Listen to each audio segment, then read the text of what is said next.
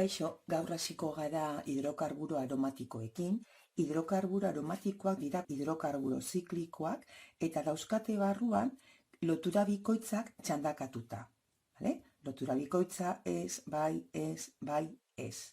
Konposatu hau beste modu batean idazteko litzateke horrela idaztea, non loturak nolabait aldatuta daude. Eta berez, errealitatean bi egitura hauek erresonanteak dira. Hau da, nolabait nahasten dira, bat esateagatik, eta irudikatzen da horrela. Konposatu honen izena, hirurak dira baliokideak eta guk erabilko dugu hau, bentzenoa da.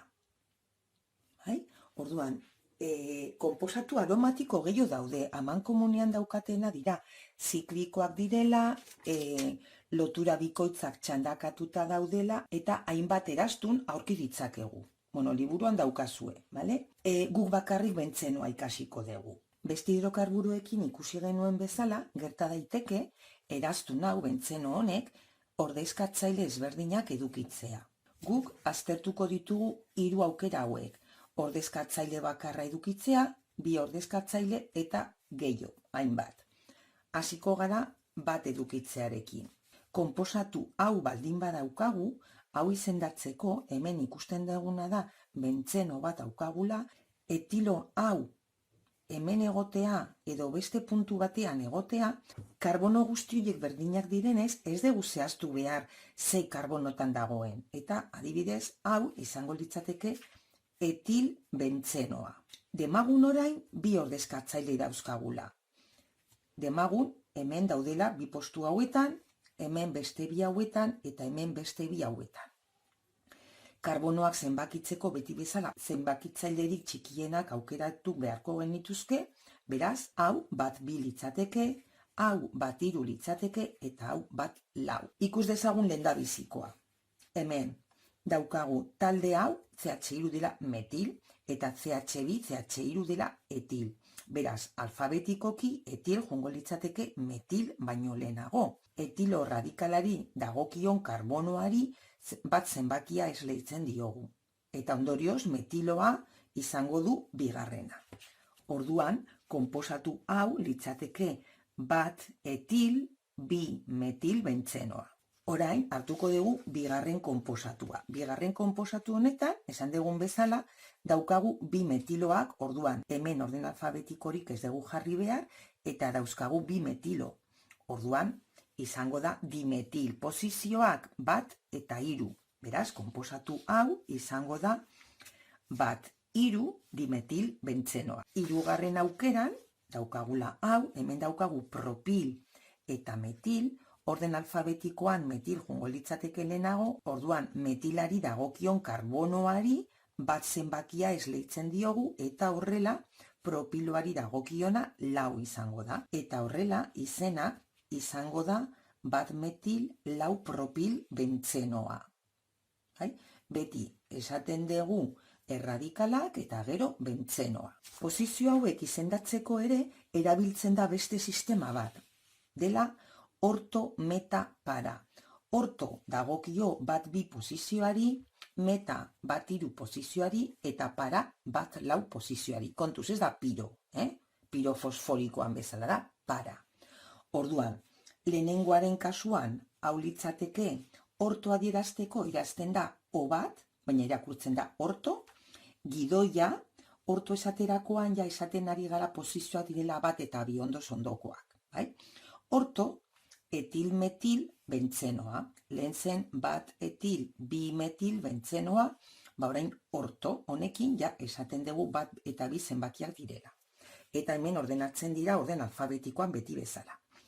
Bigarrenarekin dago bat 3, orduan izango da meta, adierazten dugu M txiki batez eta gero gidoia, orduan hau litzateke meta dimetil bentzenoa. Meta esaten dugunean, esaten dugu bat 3 posizioak direla. Eta azkenekoan izango da para, P bat, gidoia, metilpropil bentzenoa. Ados? Orduan, orto, meta, para. Bestela, bat 2, bat 3, bat 4.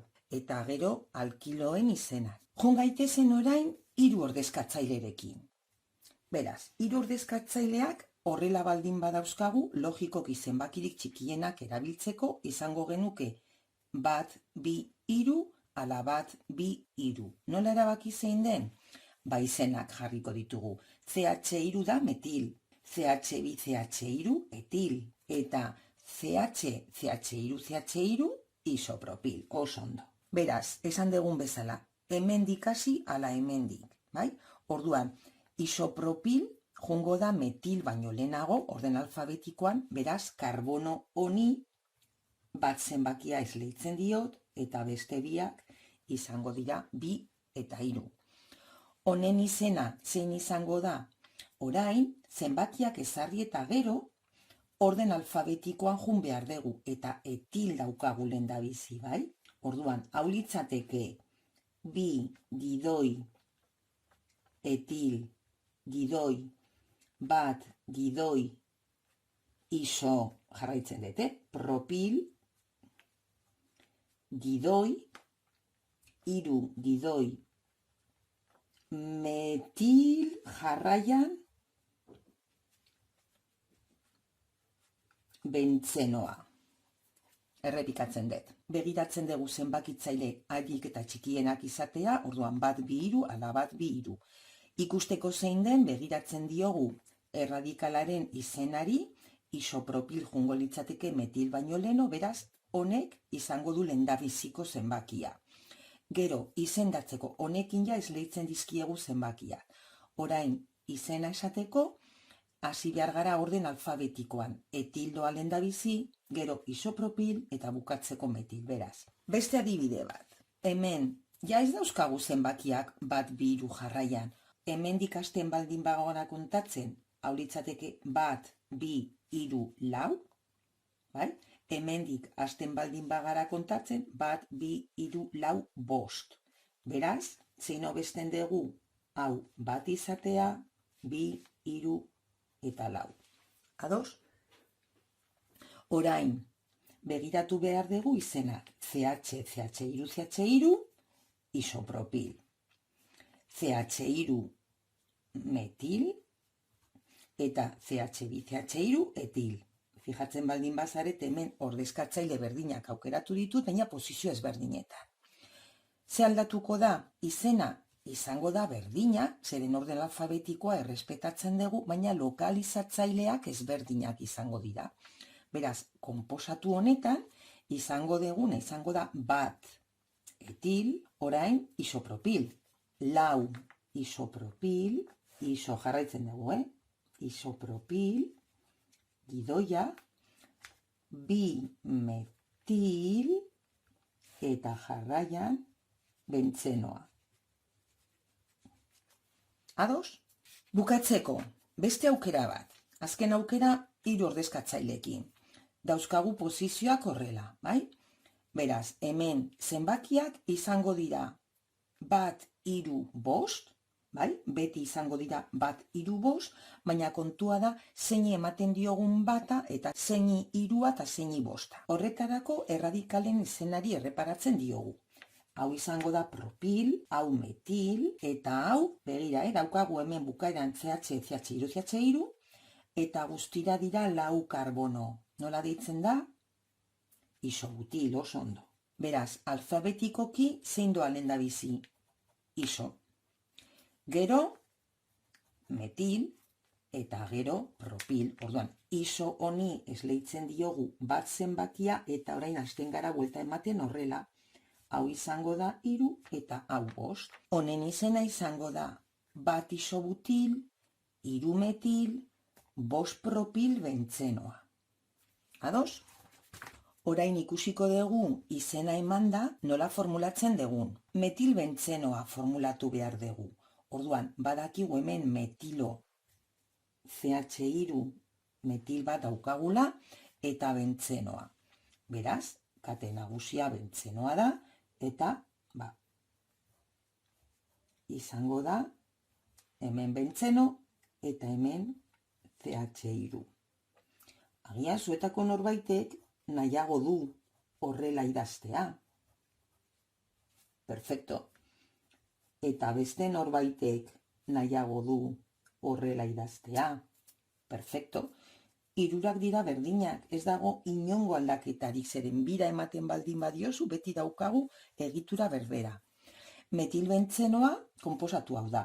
Eta konposatu honek dauka izen berezia dela toluenoa. Da izen berezia, bai? Orain, M zer da? Metaetilpropil bentzenoa. Bentzenoa denez, ja, badakigu, hemen, hau daukagula, bentzeno bat daukagula. Meta gogoratu dela orto, meta, para. Orto bat bi, meta bat iru, para bat lau. Beraz, meta denez, bat iru. Bat, iru. Eta orain etil, CH2, CH2, eta propil, CH2, CH2, CH2. Ados? Eta hau da dana, edozein zalantza baldin badaukazue, mesedez iruzkinetan utzi eta erantzungo dizuet. Gero arte!